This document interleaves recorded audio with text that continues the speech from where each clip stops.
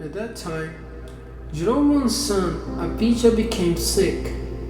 Jeroboam said to his wife, "Please, go with a disguise so no one will recognize you as Jeroboam's wife. Go to Shiloh where the prophet Ahijah is. He told me I will be king of this people. Take 10 loaves of bread, cakes, and a bottle of honey with you. Go to him. He will tell you what will happen to the boy." Jeroboam's wife did precisely this. She left and went to Shiloh and came to Ahijah's house. Now Ahijah had become blind in his old age. The Lord said to Ahijah, "Look, Jeroboam's wife has come seeking a word from you about her son. He is sick. Say this and that to her. When she comes, she will be disguised." When Ahijah heard the sound of her feet coming through the doorway, he said, "Come in, Jeroboam's wife. Why have you disguised yourself? I have hard news for you. Tell Jeroboam, this is what the Lord Israel God says. When I lift you up from among the people, I appointed you as a leader over my people Israel. I tore the kingdom from David's house and gave it to you. But you haven't been like my servant David, who kept my commands and followed me with all his heart by doing only what is right in my eyes. Instead, you have done more evil than any who were before you. You've made other gods and metal images to anger me.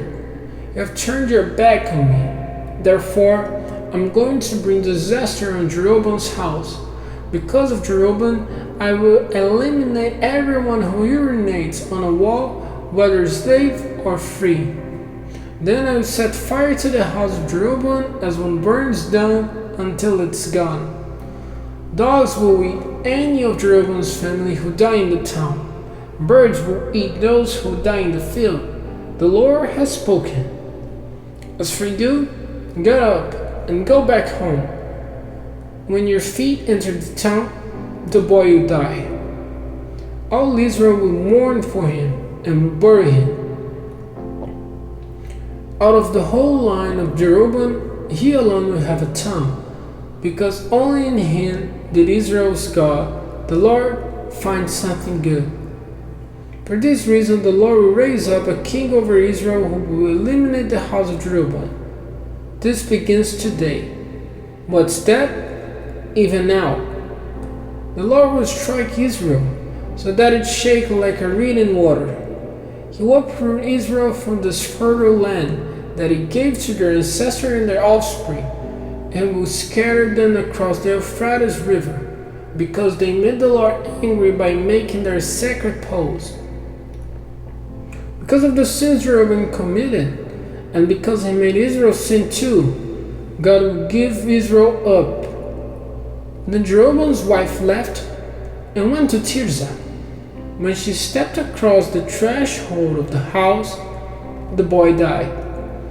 All Israel buried him and mourned him in agreement with the Lord's words spoken through his servant the prophet Ahijah. The rest of Jeroboam's deeds, how he fought and how he ruled, are written in the official record of Israel's kings. Jeroboam ruled 22 years, and he laid down with his ancestors. His son Nadab succeeded him as king. Rehoboam, Solomon's son, ruled over Judah. Rehoboam was 41 years old when he became king. He ruled for 17 years in Jerusalem, the city the Lord chose from among all the tribes of Israel to set his name. Rehoboam's mother's name was Naamah from Ammon. Judah did evil in the Lord's eyes. The sins they committed made the Lord angrier than anything their ancestors had done. They also built streams and study stones, sacred poles on top of every hill and under every green tree.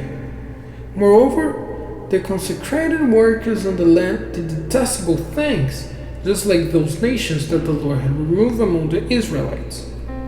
During King Rehoboam's 5th year, King Shishak of Egypt attacked Jerusalem.